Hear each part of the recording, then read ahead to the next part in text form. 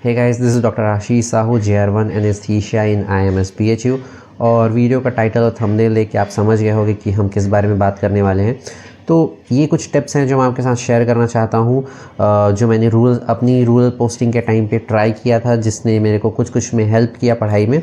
तो ये वीडियो उनके लिए है जो अभी रूरल पोस्टिंग कर रहे हैं या फिर आगे करेंगे, क्योंकि हर साल एक बैच निकल रही है, उनको भी रूरल पोस्टिंग करना ही करना है।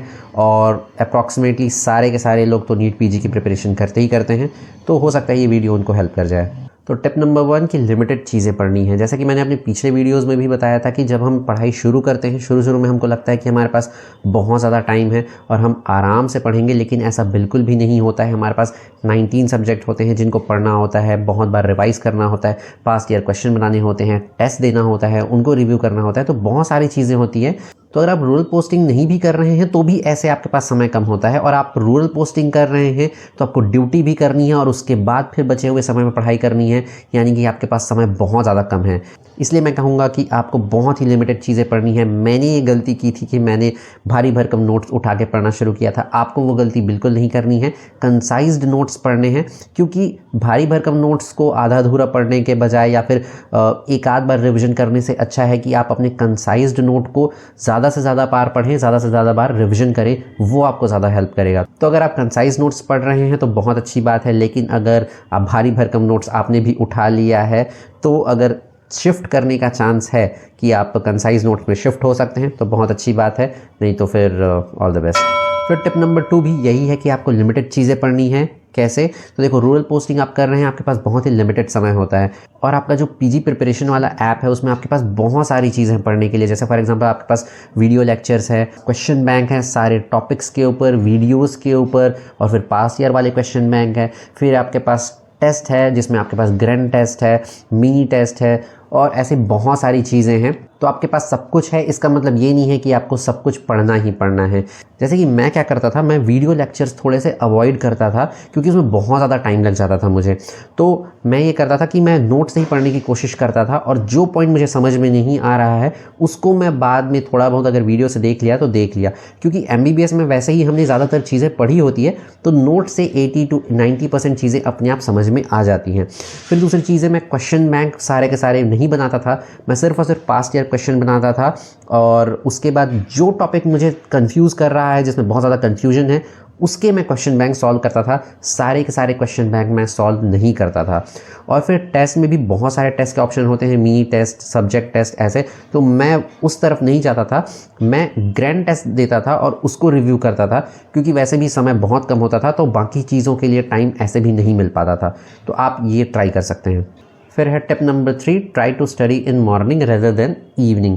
तो यूजुअली क्या होता है, रूरल पोस्टिंग में हमारी कहाँ ड्यूटी होती है? PHC में ड्यूटी होती है, या CHC में, या फिर डिस्ट्रिक्ट हॉस्पिटल में ड्यूटी होती है। तो यूजुअली ये ड्यूटीज़ में क्या क्या होता है, एक तो OPD ड्यूटी होती है जो सुबह चलती है यूजुअली, और शाम को भी कभी कभी OPD आवर्स रहते हैं, और फिर इमरजेंसी ड्यूटीज़ होती है। मेरे साथ ऐसा होता था कि जब मैं OPD ड्यूटी करता था, फिर बीच में लंच ब्रेक होता था, और फिर से एक OPD का एक इवनिंग शिफ्ट होता था।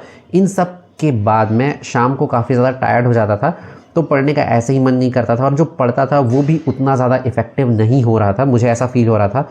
तो मैंने क्या किया, मैं रात को थोड़ा सा जल्दी सोने लग गया, और उसके बाद मैं कोशिश करता था कि सुबह को उठ जाऊं और OPD ड्यूटी से पहले ही कम से कम 2 घंटे तो पढ़ ही लूं, जिससे ऐसा लगता था कि हाँ, मेरा दिन एक प्रोडक्टिव हो गया है। और उसके बाद शाम को जब टाइम मिलता भी था तो मैं थोड़ा बहुत पढ़ता था, तो वो अच्छा लगता था कि मैंने कम से कम सुबह को 2 घंटे अच्छे से पढ़ लिए हैं। ऐसा रोज़ 2 घंटे तो नहीं हो पाते थे, और ये हमेशा नहीं हो पाता है। बहुत बार इमरजेंसी ड्यूटीज़ होती है जिसके कारण सुबह आपको लेट हो जाता है उठने में, या फिर सुबह ही आप नाइट से इमरजेंसी ड्यूटी कर रहे हैं तो सुबह वो एक्सटेंड हो जाता है। तो कोई बात नहीं, आप टाइम के साथ एडजस्ट कर सकते हैं। फिर टिप नंबर 4 कि आपको ड्यूटी के बीच बीच में जो टाइम मिलता है उसका भी आप यूज़ ज़रूर करें।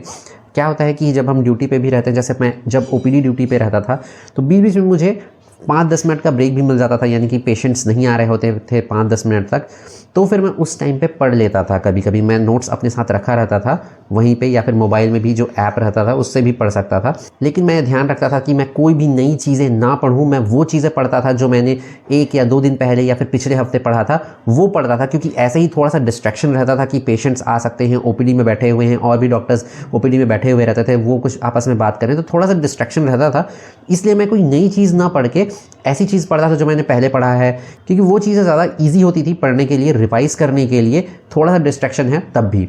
हाँ, एक चीज़ ध्यान रखनी है, जैसा कि 1 मिनट का ब्रेक मिला है कि अगला पेशेंट आ ही रहा है, तो उस टाइम आप पढ़ने मत बैठ जाओ, उस टाइम आप अपनी ड्यूटी पे फोकस करो। फिर टिप नंबर 5 है कि जो आप कर रहे हैं, यानी कि ड्यूटी कर रहे हैं, नए नए केसेस देख रहे हैं, उसको साथ साथ पढ़ते भी चलिए। भले ही वो बीच में है, यानी कि आप वहाँ तक नहीं पहुँचे हैं अपने रिवीजन के टाइम, या पढ़ते नहीं वहाँ तक नहीं पहुँचे हैं, फिर भी उसको बीच से खोलकर पढ़िए।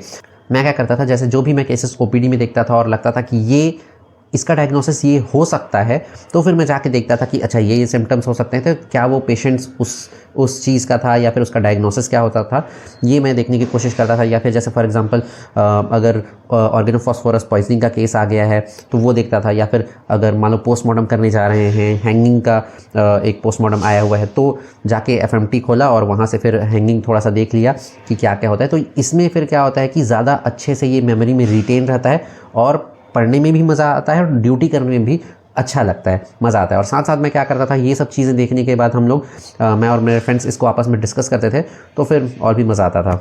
तो इस वीडियो में इतना ही, जिसमें मैंने शेयर किया कि मैं क्या करता था अपने रूरल पोस्टिंग के टाइम पे, जिसने मेरे को पढ़ाई में थोड़ी सी हेल्प की। और इसमें से आपको जो अच्छा लगे आप ट्राई कर सकते हैं वो टिप्स, और बताइएगा ज़रूर। मिलते हैं अगली वीडियो में।